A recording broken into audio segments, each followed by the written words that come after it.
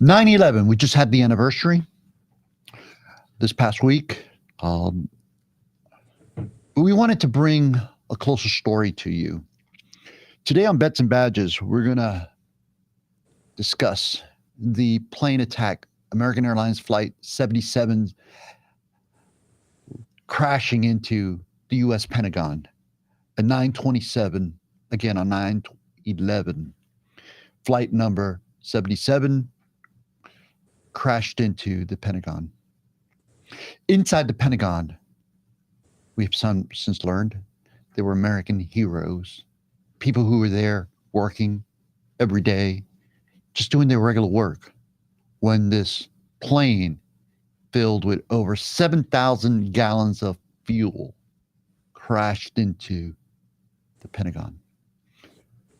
I am Robert Asensio. Next to me is my host and colleague, retired police chief David Magnuson, who is also a military historian. How are you, David? Doing great. How about yourself? Oh, outstanding. Good. Together today on Bets and Badges, we have the pleasure of introducing to you and speaking with Mike Hogan, who is serving in the Pentagon as a lieutenant colonel for the U.S. Army. He was the Army's congressional liaison who worked with members of Congress to bring them closer to the military and show them specifically what our men and women do who serve in the U.S. Army, and I suspect the rest of the military. How are you, Mike? Good morning. Doing fine. Yeah, doing great. Thanks for joining us. Yeah, so let's get right into it, Mike. Tell us about September 11th, shortly after 9:37 a.m., when this plane strikes the Pentagon.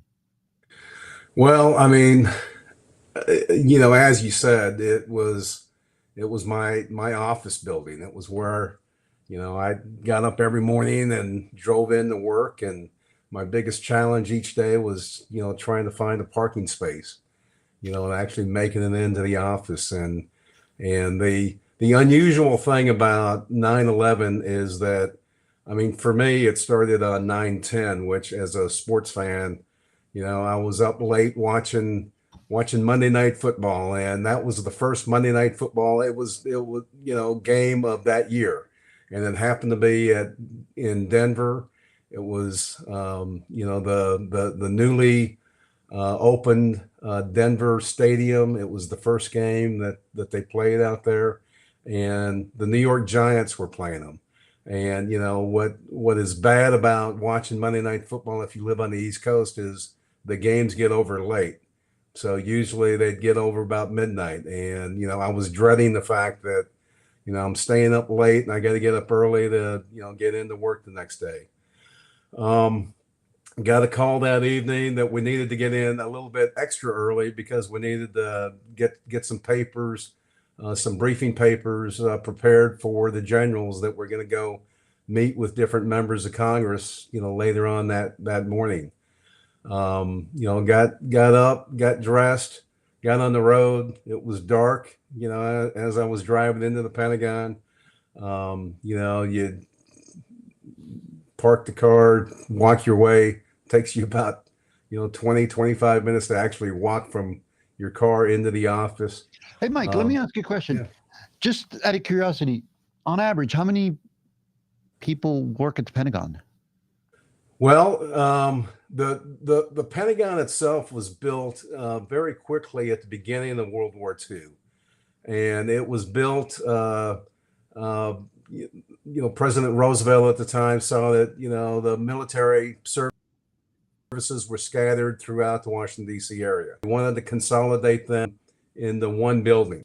So within a 16-month period, the building was built. Interestingly enough, they started construction on September 11th, 1941. And, 16 months later, the building was done. It could house between 26 and 29,000 folks. So it was always considered the largest low-level office space in the world. So low-level being, it's 5 stories tall. So it's not something like, on the flip side, the World Trade Centers were the Yeah. largest, office buildings in the world, and obviously, they had about 100 stories. So the Pentagon is, 5 floors, um, 5-sided, and again, it housed all of the military services. So the Navy, the Air Force, the Marine Corps, the Army, and then Department of Defense. So, there was essentially 5 different organizations within the Pentagon. But And if you don't mind, fast forward, because I want to get to the history real quick, but fast forward to the day, September 11th, when the plane crashed, what you were doing and how you found out this attack had occurred. so, I mean, 9/11, for me, the other interesting, thing about that was it was the first day of our new boss's tenure. So our previous boss of the previous 2 years, his last day in the Army was September 10th. And he was leaving the Army. He was retiring from the Army. And his replacement, his first day on the job was September 11th. And our duty was to basically, we were, our boss was a colonel, a full bird colonel. I was a lieutenant colonel at the time. I had five other, majors and lieutenant colonels that worked for me. And there was another branch within our congressional office that had another 5 folks. So, our job that morning was to brief the new guy on what it is that we did, our portfolios, how we helped educate folks on Capitol Hill about what the Army was doing. So we were supposed to brief the new colonel. Our conference room was being renovated, so we didn't have a conference room to use. We had scheduled a conference room that was on the outer ring of the Pentagon to use that morning. It was on the E ring, which it turned out it was close to where the plane ultimately ends up coming into the building. We gathered up our briefing books and stuff like that. We're getting ready to head out of the office, and for some reason, and it's probably a little bit of laziness of, I didn't feel like walking that far or whatever else, ended up, explaining to the boss that, hey, why don't we just brief you here? We could divide the group into 2 different groups. I can get my 5 guys into your office. We can brief you. And then when we're done, the other 5 guys can come in and brief you. And he paused for a minute and said, yeah, sure. That works for me. So, we turned around and went back into the office space that we had, which basically was, it was a large open bay room that had, a bunch of cubicles, and the colonel's office was a glass enclosed office that kind of sat in the middle of this big open bay room. So, we got the first group of 5 of us, in his office. We started briefing them. I had each of my guys go through and kind of tell the colonel what it is that they were responsible for. And as the briefing was going on, I kind of looked over my shoulder and I saw, we had TVs scattered throughout the office space that were hanging from the ceilings, and little platforms that hung from the ceilings. And I looked over and I could see 3 or 4 co-workers that were kind of gathered under one of the TVs, and they were watching whatever was being shown on the TV, and I couldn't quite tell exactly what it was. I kind of put my eyes a little bit, and it appeared to me that it kind of looked like downtown New York City, and looked like there was some sort of smoke or something that was coming out of one of the buildings. But again, I couldn't quite tell what was going on. Once we finished with my 5 guys, once we finished our group, we packed up our papers and folders and that type of thing. We walked out. I yelled over to the other guy, my counterpart, told him that he could get his guys in there to brief the colonel.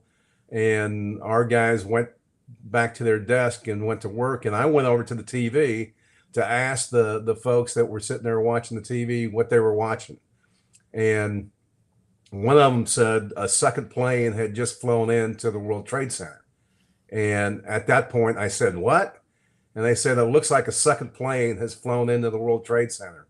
And right about then, all of a sudden, the Pentagon just started shaking and vibrating, and just kind of it was as if there was, a loud sound kind of being muffled a little bit, and it just shook. The ceiling tiles shook. Dust came down from the ceilings, and everybody kind of looked at each other, not quite sure, what it was.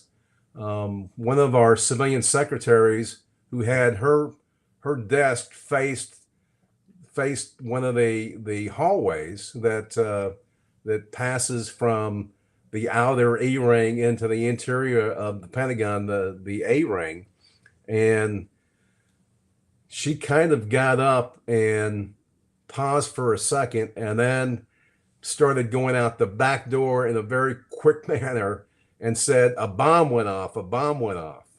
And it appeared that, she, as she glanced up as the building was shaking, looked at the hallway and saw what appeared to be a flash of flame that just, whooshed down the corridor in front of her. And again, Wow. she thought it was, a bomb. At that point, nobody was sure that, it was a plane that came in. We just, what we were sure of is the building shook, and if you were in the right spot and you could see out into the corridor, it appeared that, there was flames that were actually going down the corridor. Did the flames come towards your section? Where the plane, as we learned later, American Airlines Flight 77, that was a Boeing 757. So it was a plane, designed to fly coast to coast, longer routes, had departed Dulles about an hour before it turned around and appeared to circle in the DC area, whether it circled the Pentagon or whether it circled, DC, and then kind of aligned itself onto the Pentagon and just flew. What the reports said later was, it lined up the target and basically got as low as it could get and cranked up the speed to 550 miles an hour, and was low to the ground. Supposedly was, actually knocking down some of the light posts and stuff as it was coming, towards the Pentagon, and then, smashed into either the first or second floor of that portion of the building. So, whether that was the intended target, whether that spot, it was just a randomly picked out that morning, not sure. Well, just the reason why I ask is because I know you felt the concussion. Obviously, that's what you described. But I wondered if you felt the heat, because there was a lot of fuel in that plane. Like I said in the opening, it was over 7,000 gallons of fuel, which burned at between, 800 to 1,500 Yeah. Fahrenheit temperature, right? I mean, that's really, really hot. Yeah, I mean, we did not feel the heat, so basically, we felt the building shake, and the flames initially, so just to describe the Pentagon a little bit, again, it's a large enough building to, house, almost 30,000 workers. It's basically divided into 5 separate buildings. So, you have a 5-sided building, and the outer ring, the E ring, is more or less a standalone building. And then there's a space of probably 50 feet between the E ring and the D ring.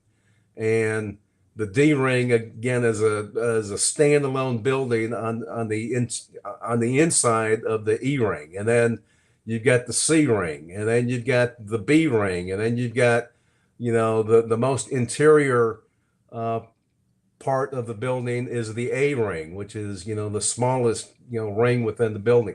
My office was in the C ring, so where the plane impacted the building, it hit into the E ring, the outer ring of the building, and went through the E ring, went through the D ring, and hit the C ring.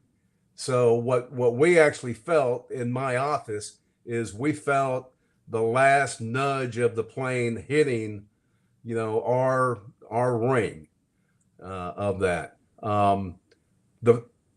The flames as the plane exploded, with not quite a full fuel tanks, but almost full. Again, it was loaded up for a coast to coast flight, and had only been in the air for less than an hour, so it still was pretty heavily loaded with fuel. The fuel, once it exploded on impact, was looking for avenues to escape down, and basically what it did was they went down the aisles, the corridors, the hallways of the building, and that's where the flames basically were routed through. But again, and that's you saw your secretary saw the flash of flames coming down the corridor, right? So it was a whoosh, whoosh, whoosh, and again, it took her brain a few seconds to kind of, try to figure out what she was looking at. And again, the best thing that she could think is, it looked like a bomb going off. Yeah. So. And I'm sure you guys question, like, what the hell is she saying? I mean, that doesn't happen here. There was a lot of people who were looking at each other, trying to digest, what they think had happened. Again, we had people who were, the Pentagon, generally is, tracking current events. We got a good number of the people who worked in the Pentagon at the time, had access to TVs. They were, so they were aware of what was happening in New York. But I'm not sure that many people within the Pentagon would have immediately jumped to the conclusion of we just got hit by a plane. Yeah. Again, I want to bring up something here and just step outside a second here. You started talking, Mike, about the football game, right? The Broncos and the Giants. Yep. The night before, the Yankees were rained out. The weather was hard. But the next day, I remember watching the World Trade Center on TV as it was happening. And I suspect the same thing was, in that same area up in D.C., the weather was gorgeous. Beautiful day, right? What's your thoughts? That had to have aided in the New York for sure. And certainly in picking out the Pentagon after circling, that you had clear visibility. Line of sight. Yeah. Yeah. I mean, absolutely. And I didn't realize that until I got out of the building. I mean, because, when I was driving into work, it was dark, so my after the plane flew into the building, once we started evacuating the building, by the time I was outside of the Pentagon, and I looked back and I could see the smoke rising over the Pentagon. I mean, the first thing that struck my mind was, how gorgeous a day it was. And there were no clouds in the sky. It was a bright blue, sunny day, great, nice, cool autumn morning. And again, you think from the terrorist standpoint, I mean, they couldn't have asked for better weather to for inexperienced pilots to be able to find a target and fly the planes into their targets. Yeah. And you mentioned that the post investigation revealed that as you said earlier, the plane literally clipped the top of the light post, but it literally skipped off the ground, and then hit the building. Is that what you described? They had, I mean, the Pentagon, houses the headquarters of the United States military. So as you can imagine, even before 9/11, it was pretty secure. And, there were, security cameras and security guards, around the Pentagon and located at all the entrances and exits. There was a security camera that was pointing towards the impact site and actually caught a image of the plane right before the plane went into the building. And it appeared like, yeah, it was low enough, it was going fast enough, and it looked like it may have actually skipped off the ground.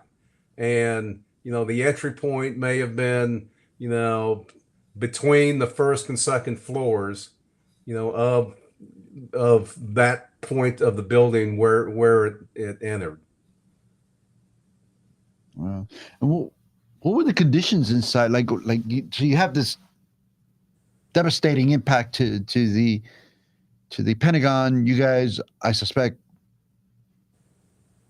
begin to realize what's going on. You then taking what kind of actions? You I guess evacuating the building. I'm sure the alarms went off. I'm sure.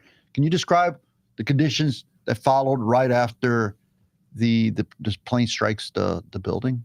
Well, as the building shook, as the tiles shook, as the dust fell, as we looked at each other, looked at fellow workers, and tried to process, what we think just happened.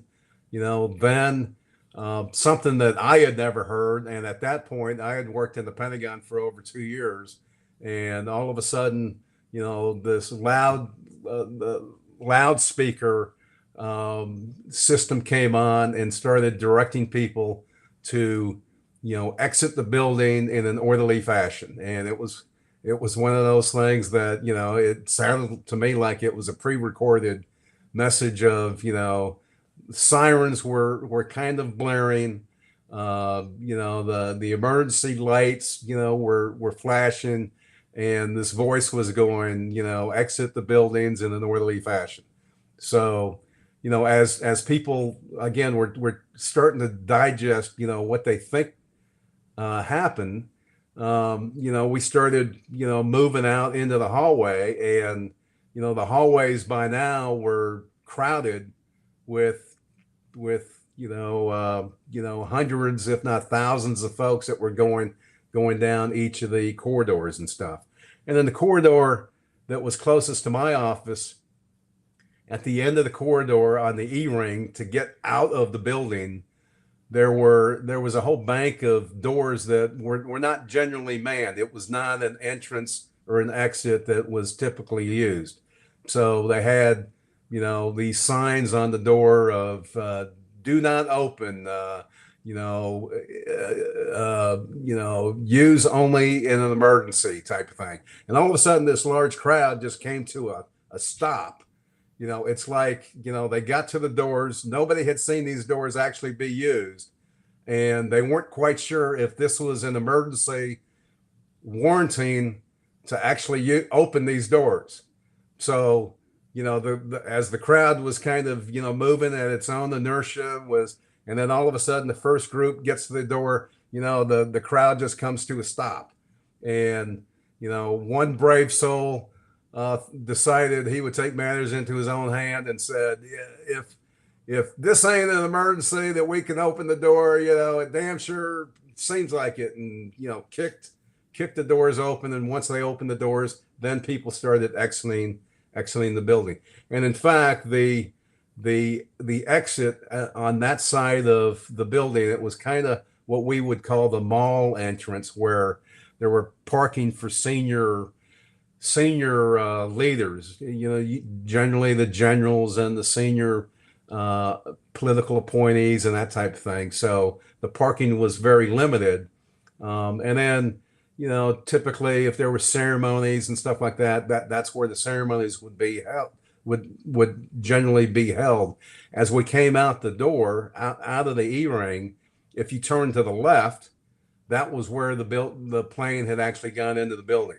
So there were some folks that turned to the left unknowingly, but as they started walking, then they could see the smoke, they could see whatever flames at that point, and would then go into the building and try to help in any way that they could. And then others were being told generally if you have a crisis like this, each staff element would want to get all of their people out of the building and then have an accountability formation. Mm-hmm. Let's get track of, who we've got. How many folks from our section or our office are out here and accounted for, so that's where people were doing that type of thing as well. Wow.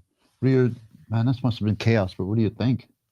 It's, you saw the pictures then when they were going live, the media. Yeah. And I remember all the people out there making rescues, including Rumsfeld and a few others. I remember they were highlighting on him helping out with the stretchers and things like that. Donald Rumsfeld. That's correct. The shock of it all.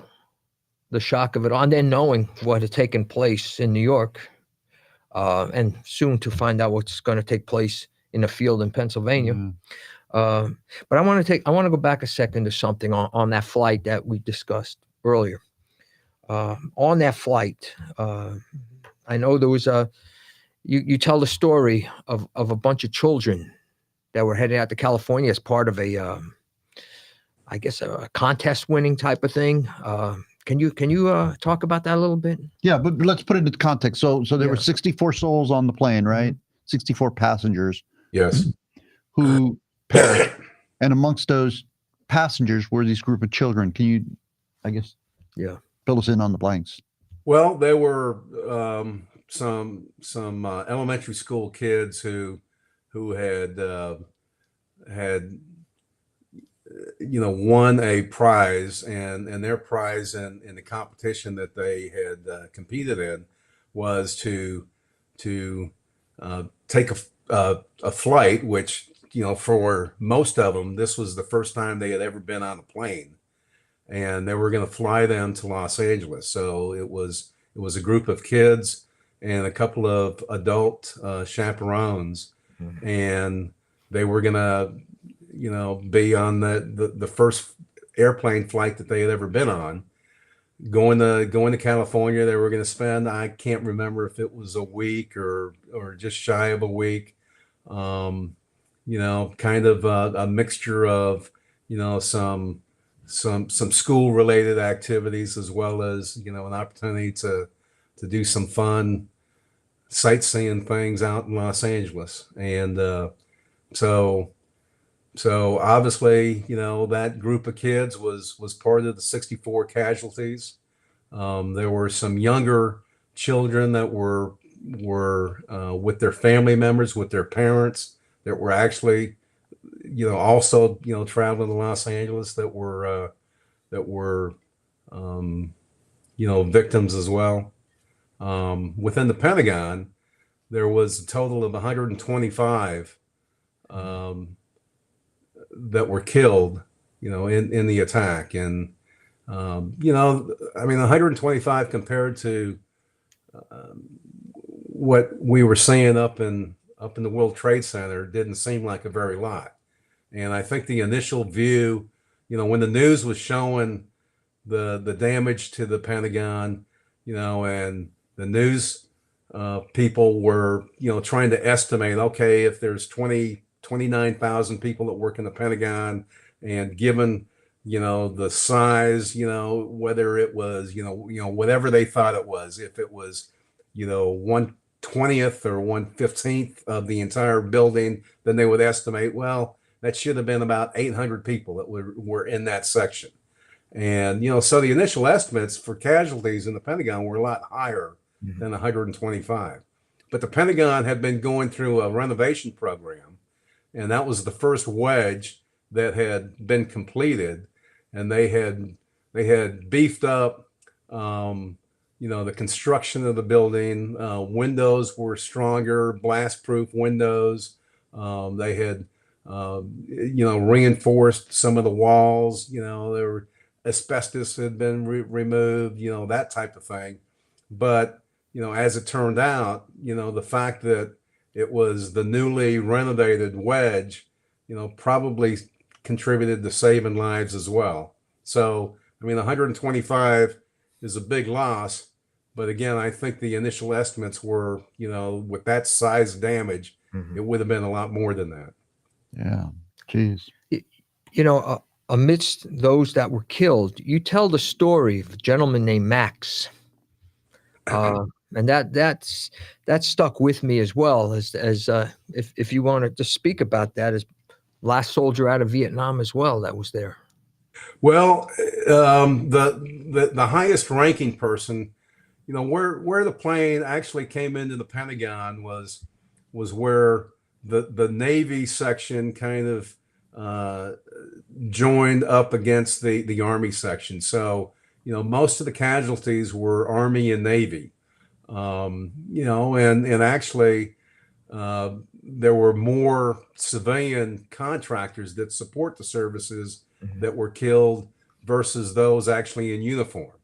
But within the Army, the senior ranking person that was killed from the Pentagon was a 3-star general, Army General Timothy Maude. And General Maude was the G1. He was kind of the human resources, the personnel person in charge of personnel issues for the Army. And the story is that he was having a meeting in his office, and they had just moved into their new office into this newly renovated wedge. And just days before 9/11 had moved into this office space and, had a window that looked out on the E-ring.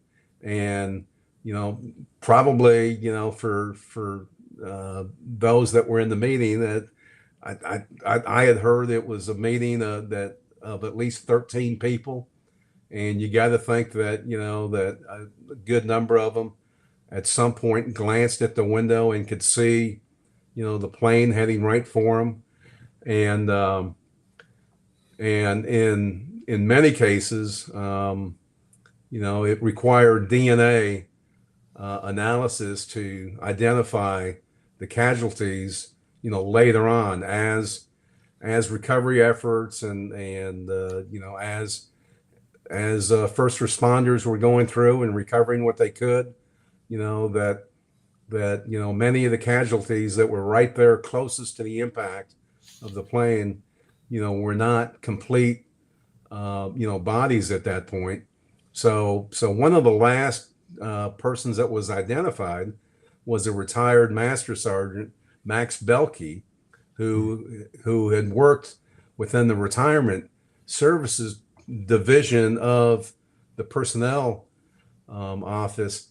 And his, kind of an interesting fact with him is he was in Vietnam and was evacuated as the last combat soldier as we were pulling troops out of Vietnam. And, he was the last one who got on the ramp of the planes and pulled out, and then, becomes a casualty of 9/11. Jeez. Talking about faith. To survive Vietnam and then be taken out by enemy of this country on 9/11. So I suspect you saw quite a few individuals, fellow Americans, perform acts of heroism, nothing less than heroism on that day. Yeah, I think, I think most people that I know in the military, don't consider themselves, heroes in anything. You know, I don't think most people that happened to be working in the Pentagon on 9/11 consider anything that they did heroic. I mean, you know, we went to work, and you know, a plane happened to fly into our office building, you know, and you know, there wasn't a whole lot of heroic stuff involved with that. We just happened to be, you know, sitting at our desk, or doing whatever you know, our job would require at that point. Afterwards, you know, once the plane actually went into the building, once that portion of the building more or less exploded into flames, um, the entire section where the plane went in did not collapse until hours later. So as people started exiting the Pentagon, and if they went left instead of right out of that one exit doors, you know, then that would place them right at the exit, the entrance point for the plane. And the natural thing was, you know, to get into the building and try to see if you can find any survivors. So certainly there were people who did very heroic actions, you know, to try to save, you know, whoever they could save. Sadly, you know, there weren't that many wounded in this case. I mean, it was like, you know, most of the casualties were killed.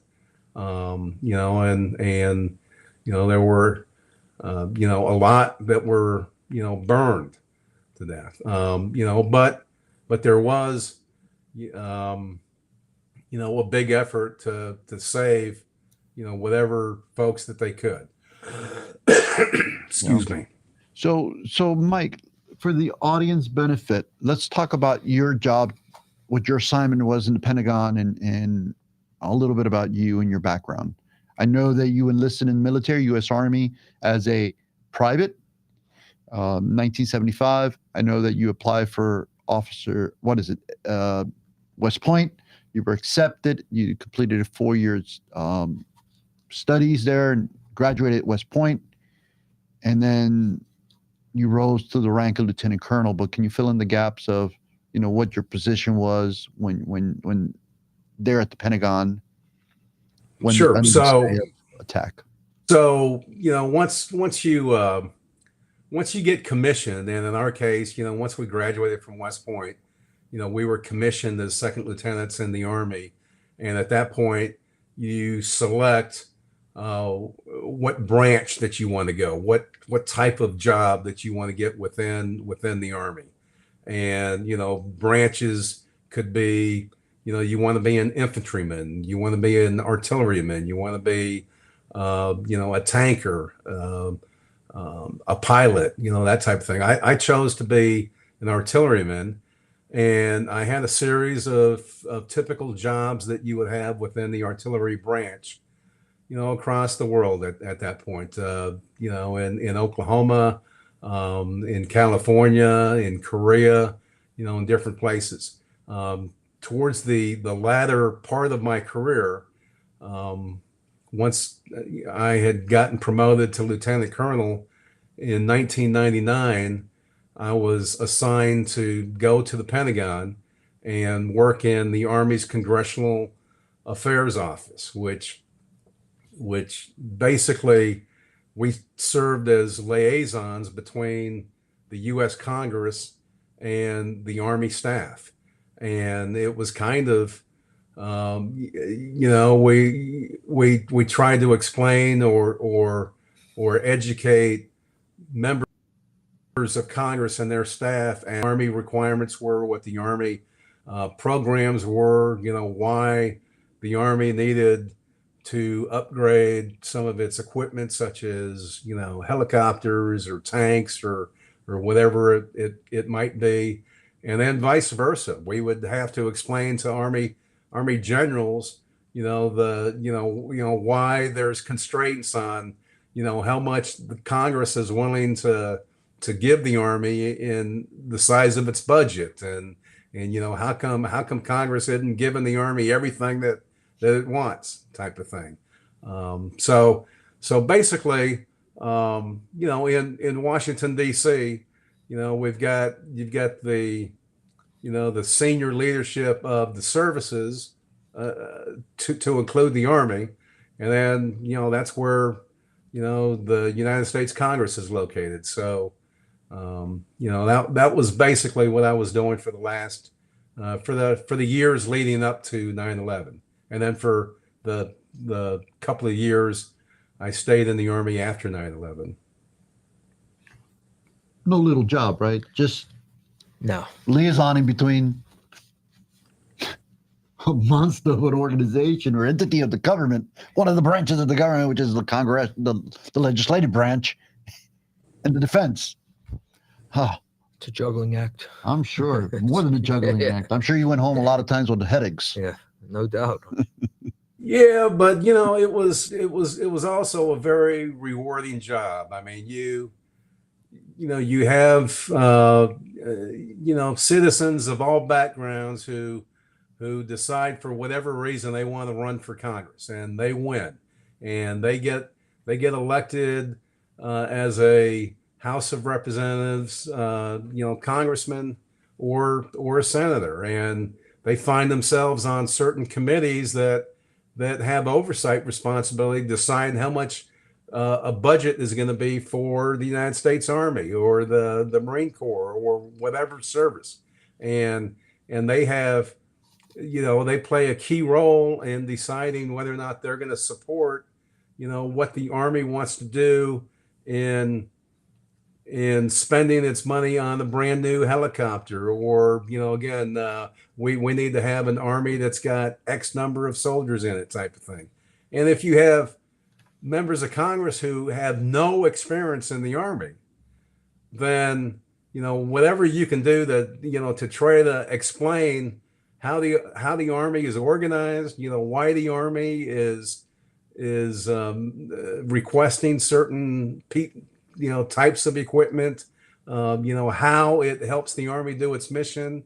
It's a very rewarding job as well. So.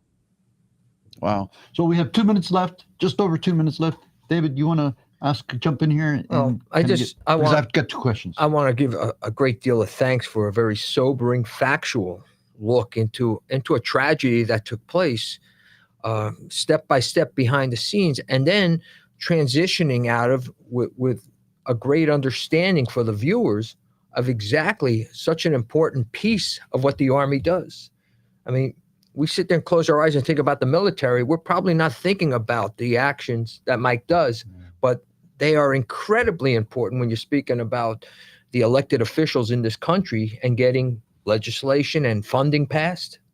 It's incredible. And all this came around with the story of what took place in that tragedy of 9/11. So true. I thank you for that, Mike. Yeah, Mike, and I wanted to follow up on something that David just kind of got to, and that's, now you're in the civilian world, but as a person who is a liaison to Congress, I look at you as a liaison to the American people. What would you like to tell the people, our viewers, that maybe they don't know, or maybe wondering about the Army and the military? What information can you part with them as to the value and importance of the men and women who faithfully serve our country? Well, I think there's a perception that the Army is this organization over here that's kind of this separate being that does its own thing, and what I've tried to explain to members of Congress and their staff that I run into is, although I spent over 20 years in the Army, I don't claim ownership on the Army. It's not my Army, their Army, as much as it is mine. And it's important for them to understand what their Army does, and their Army is out there doing things for the American people, and they have, a responsibility and a role, to, support them. If you think the Army's too big, it's costing too much money and whatever else, and you don't see the value in it, then make your case and say your piece and do whatever that you want to, to affect that. But if you think that there is a mission that helps keep the country safe, it furthers American interest across the world or whatever, then support the troops and support, the equipment that it takes to be able to do that job in a satisfactory way. And it just takes people to get interested on both sides, Yes, within sir. the Army and within those that haven't been in the services that, are interested of, how do they play into the whole fabric of what's going on within the U.S. On that note, we come to the end of our show, run out of time. But as a fellow American, as a former member of the Army myself, as a Vets and Badges, I can't thank you enough, sir. Well, thanks, guys. Appreciate what you're doing. You're very welcome.